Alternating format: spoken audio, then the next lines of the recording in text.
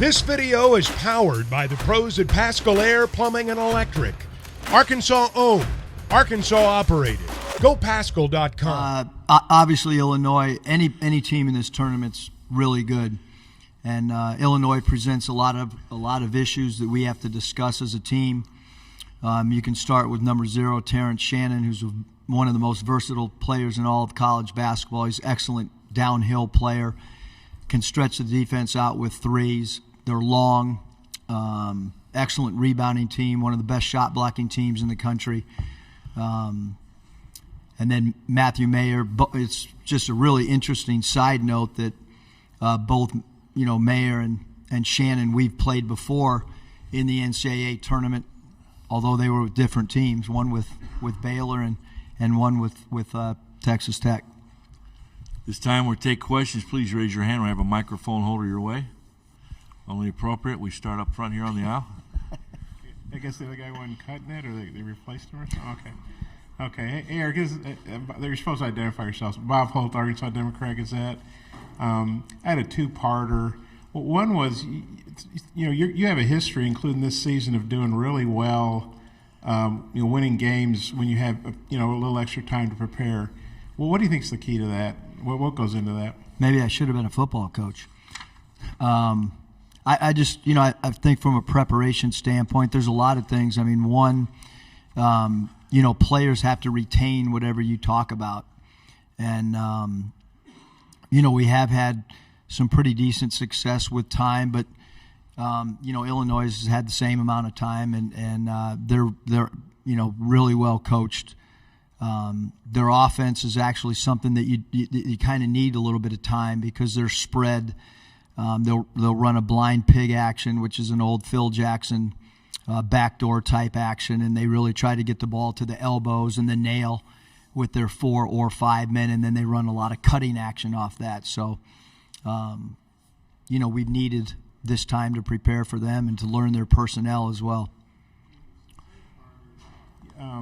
You look at your all season and Illinois seasons have kind of followed similar trajectories. You guys were both ranked in preseason poll. They got as high as 16. I think you guys were as high as 9. You had some roster issues with injuries. They had a guy leave the team. You had some tough losses. Ultimately, you won enough to get here. Kind of what have you thought about there? And you both have a lot of young players and some older guys. What have you thought about the similarities, trajectories to get here that you two have both endured? Yeah, I would say, Bob, that any of the 8-9 seeds across the board, other than maybe Florida Atlantic because they're a little bit of an outlier, but I think anytime there's an 8-9 seed and it's Power 5 involved, which is usually probably 90% of those 8-9 seeds, I think you're gonna see teams that have some peaks and some valleys, and that's certainly been the case with us with the injuries and being one shot or one possession away from more than a few other wins that we potentially could have had. But we also knew when we had a roster of 13 with 6 freshmen that there were going to be some ups and downs, and then when you have the injury and 6 of your 12 really are freshmen, that's kind of to be expected, and I do still think that we're still evolving and we're still improving. I really truly believe that hopefully tomorrow we'll be a better team than we were against Texas A&M. I'm going to go to the right side, the aisle. Do you have a question?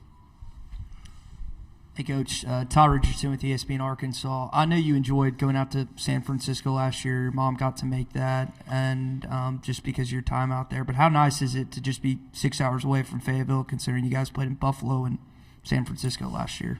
Yeah, I mean, we hope that we hope, Ty, that we have a really good showing. Champagne's an hour closer than we are, but both programs are close enough that somebody could drive to. Our fans have traveled really well in the past and hope that continues for us tomorrow. Other questions? Okay, stay on the left, and we're going to go across the aisle to the right afterwards. Eric, you coached here before in the NCAA tournament. But when you were a G League coach or D League or CBA, did you? Was Iowa? Did you play those guys? Iowa Energy, yeah. Nick Nurse was a coach. Okay. He's now coaching Toronto. Yeah. Well, what's it like? Obviously, that's a different dynamic. Pro ball coming here. Kind of. What was your experience like as a pro coach here? And I guess you know your way around Des Moines a little bit. I really don't, but okay. I mean, as a coach, you just, especially at the pro level, you kind of come in and play the game and leave. And then Illinois, I mean, you guys have good size, obviously, but they're really big. I mean, they got guards as big as you guys do. What do you think of their height and how that could impact the game? And maybe if you guys can get it going up and down a little bit more, maybe you could negate that. Well, I think Illinois is a really good offensive transition team. There's no doubt about that.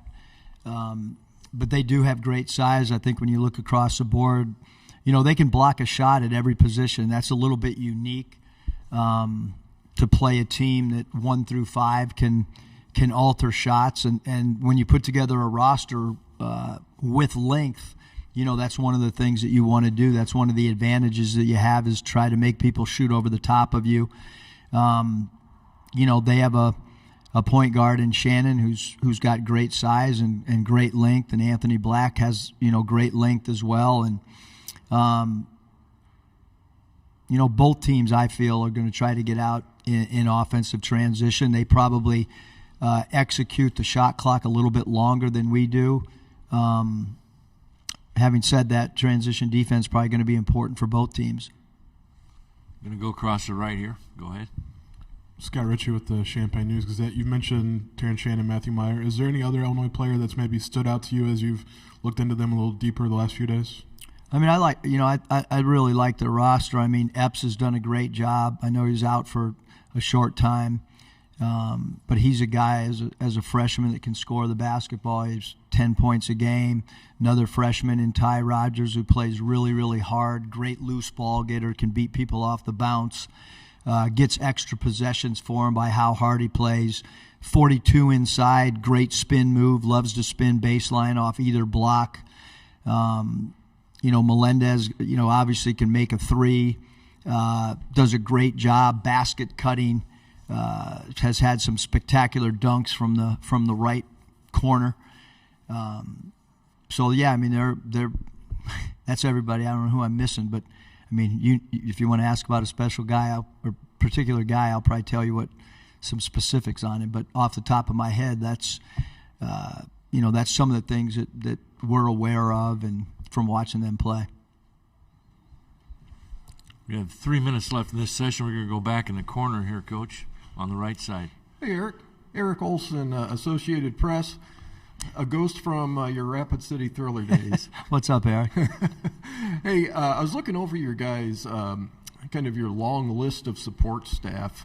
It's like you got about 16 or 17 folks on your support staff. Is that kind of the new trend in college basketball going forward? Because that's a pretty sizable staff versus, I think Illinois had fewer than a dozen.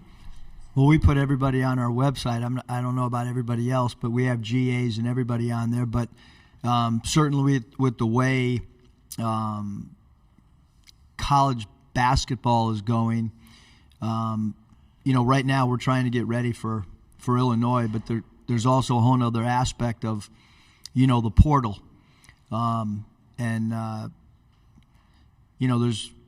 There's people in our conference doing home visits right now while we're trying to get ready to play and perform well in this tournament. So there's a reason for we try to be at the forefront of analytics. So we have a couple guys on staff that do that. Certainly our GAs are really important to us as guys that can rebound for guys. So, but we tried to model it much off how an NBA team does with specific roles and responsibilities. Okay, we're going to go back to the aisle here. We got one more question after this. We'll close it out. Okay. Eric, obviously AB, Nick, and Jordan all came in with a lot of hype. How have you and Nick, has been in and out of the lineup now, but how have you felt those three have played and done with all the expectations and everything they had to deal with, and then how they've played this season? Yeah, I mean, I think all three of them have played really, really well. And, obviously you mentioned Nick, who's been in and out of the lineup, and he's continuing to get his rhythm. That's really hard on any player at any level, let alone a player that playing in the SEC. And Jordan's done a great job. He plays so hard. He can play 3 different positions for us. Anthony's been an all-SEC player. So I think all 3 of those guys have done a great job for us. I mean, we 3 guys that have started most of the year for us when they've been available. Not many programs, have started 3 freshmen like we have, again, for the majority of the season. Obviously, some guys been in and out based on matchups and so on and so forth. But I think those guys done a great job. They're playing in the NCAA Tournament. 3 freshmen that'll have a big role for us tomorrow afternoon. Time for one final question. We're going to go on the right side of the aisle. You kind of brought up recruiting there, and I'm assuming you're referencing Chris Beard, who just got hired at Ole Miss. I remember Coach Pittman was talking about prior to their bowl game against Kansas, the balancing of the portal and bowl prep. How do you as a head coach balance still recruiting, still focusing on that, and getting ready for Illinois tomorrow? Well, the number one objective is I really wasn't referring to Coach at all. There was 3 other SEC schools that have done an in-home visit with someone, so it wasn't him. Our job right now is to try to figure out a way to beat Illinois. That's our job. Having said that, we did have a meeting yesterday amongst a bunch of Illinois prep. We did have a recruiting meeting because you have to, and it's the timing of it. Not quite sure how it came about where teams are all playing. You work all year long for this time.